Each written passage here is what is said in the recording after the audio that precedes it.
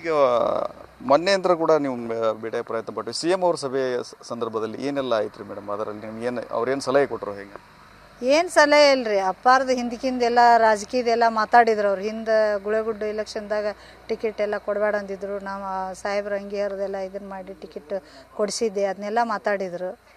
ಅದು ಇದು ಮಾತಾಡಿ ರಾಜಕೀಯ ಹಿಂಗೆ ಬಂದ್ವಿ, ನಿಮ್ಮಪ್ಪ ನಾನು ಹಳ್ಳಕ್ಕೆ ಬೀಳಂದ್ರೂ ಬೀಳ್ತಾನ ಅಂತ ಆ ಮಾತೆಲ್ಲ ಹೇಳಿ ಒಂದು ಸ್ವಲ್ಪ ಎಲ್ಲರೂ ನಾವು ಕಣ್ಣ ನೀರು ತೆಗೆದ್ವಿ. ಮತ್ತು ಅಂಥ ತಂದು ಕಳ್ಕೊಂಡಿವಿ ಅಂದ ಬಳಕ ನೀವೇ ತಂದಿಯಪ್ಪ, ನಮಗೆ ನೀವೇನು ಮಾರ್ಗದರ್ಶನ ಕೊಡ್ತೀರಿ ನಾವು ಹಂಗೆ ನಡೆಸ್ತೀವಿ ಅಂತ ಹೇಳಿದ್ದೀವಿ. ಆಯಿತು, ನಿಮ್ಮ 4 ಜನರಲ್ಲಿ ಯಾರಿಗಾರ ಒಬ್ಬನಿಗೆ ಕೊಡ್ತೀನಿ, ಒಟ್ಟಾಗಿ ಮಾಡಿರಿ. ನಾ ಇನ್ನೂವರೆಗೂ ಯಾರಿಗೂ ಬೇರೆದವ್ರಿಗೆ ಕೊಡ್ತೀನಿ ಅಂತ ಮಾತು ಕೊಟ್ಟಿಲ್ಲ, ಯಾರಿಗೂ ಇಲ್ಲ, ನಿಮ್ಮ ಮನೆಗೆ ಕೊಡ್ತೀನಿ ಅಂತ ಅಂದರು. ಅದೊಂದು ನಮಗೆ ಭಾಳ ಸಂತೋಷ ಆಯಿತು. ಈಗ ಮುಂದಿನ ವಿಚಾರ ಹೆಂಗೆ ಮೇಡಮ್? ಈಗ ಆಲ್ರೆಡಿ ಎಲ್ಲ 4 ಜನ ಮಕ್ಕಳನ್ನು ಒಂದೇ ಫ್ರೇಮ್ನಲ್ಲಿ ಪ್ರಚಾರದಲ್ಲಿ ನೋಡ್ಬೋದಾ ಅಭಿಮಾನಿಗಳು, ಕಾರ್ಯಕರ್ತರು ಅಂತ? ನೋಡ್ಬೋದು, ಅದೇನಿಲ್ಲ, ನೋಡ್ಬೋದು. ಇಲ್ಲೇ ಇವಾಗ ಒಂದು ಅವ್ರು ಇದ್ರಂತ ನಂದು ಲೇಟ್ ಆಯ್ತು. ಹಳ್ಳ್ಯಾಗ ಹೋಗಿದ್ದೆ, ಒಂದು ಸ್ವಲ್ಪ ಹುಷಾರಿಲ್ಲ, ತಲೆನೂ ಸಾತಿತ್ತು, ಹಾಸ್ಪಿಟ್ಲಿಗೆ. ಬೆಳಗ್ಗೆನೂ ಬಾ ಅಂದಿದ್ದ ನಮ್ಮ ಉಮೇಶಣ್ಣ, ಲೇಟ್ ಆಯ್ತು. ಈಗ ಬರ್ಬೋದು, ನಿಮಗೆ ಲೇಟ್ ಆಗುತ್ತೆ ಕಾಯಿಸ್ಬಾರ್ದಂತ ನಾನು ಜಲ್ದಿ ಅವ್ರನ್ನ ತೊಗೊಂಡೆ. ಅವ್ರು ಬರ್ತಾರೆ, 4 ಜನ ಕುಡಿಯಬೇಕಂದ್ರೂ ಕೊಡ್ತೀವಿ ನಾವು, ಅದೇನಿಲ್ಲ. ಎಲ್ಲರೂ ಪ್ರಚಾರದಲ್ಲಿ ಒಟ್ಟಿಗೆ ಕಾಣಿಸ್ಕೊಳ್ತೀವಿ, ಒಟ್ಟಿಗೆ ಕಾಣಿಸಿ ಒಟ್ಟಿಗೆ ಪ್ರಚಾರ ಮಾಡಿ ಒಟ್ಟಿಗೆ ಗೆಲ್ಲಿಸ್ತರ್ತೀವಿ.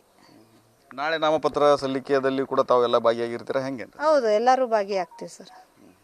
ಸಿದ್ದರಾಮಯ್ಯ ಸಾಹೇಬರು ಬರ್ತಾರೆ, ಎಲ್ಲರೂ ಜನರು ಭಾಗಿಯಾಗಿ, ಹಳ್ಳಿ ಜನರು ಎಲ್ಲರೂ ಬಂದು ಭಾಗಿಯಾಗಿ ಎಲ್ಲರೂ ಸಮಕ್ಷಮದಲ್ಲಿ ಇದನ್ನು ಕೊಟ್ಟು ನಾಮಿನೇಷನ್ ಕೊಟ್ಟು ಅವ್ರನ್ನ ಹೆಂಗನ ಮಾಡಿ ಆರಿಸ್ತರ್ಬೇಕಂತ ಒಂದು ಎಲ್ಲರಿಗೂ ಜನರಿಗೆ ಮನವಿ ಮಾಡ್ಕೊಂಡು. ಮೇಟಿಯವರ ಕ್ಷೇತ್ರದಲ್ಲಿ ಮತ್ತೆ ಮೇಟಿಯವರ ಪೀಳಿಗೆ ಮುಂದಿನ ಅವಧಿಯಲ್ಲಿ ಶಾಸಕರಾಗೋದು ಅಂತ ಪಕ್ಕ ಅಂತೀರಿ? ಜಯ ಖಚಿತ ಅಂತೀರಿ? ಜಯ ಖಚಿತ, ಅದ್ರಾಗೇನು ಇದಿಲ್ಲ. ಅಪಾರ ಜನರು ನಮ್ಮ ಅಪ್ಪಾರ ಮ್ಯಾಗ, ತಂದೆ ಮ್ಯಾಗ ಗೌರವದಿಂದ ಈಗ ನಮ್ಮ ಅಣ್ಣಾರೆಲ್ಲ ಸುಮ್ಮ ಆಸೆ ಬಿಟ್ಬಿಟ್ಟಿದ್ರು, ಏನು ಇಲೆಕ್ಷನ್ ಅಪ್ಪನ ಕಳ್ಕೊಂಡಿವಿ, ನೀನು ಮಾಡೋದು ಬಿಡು ಅಂತ.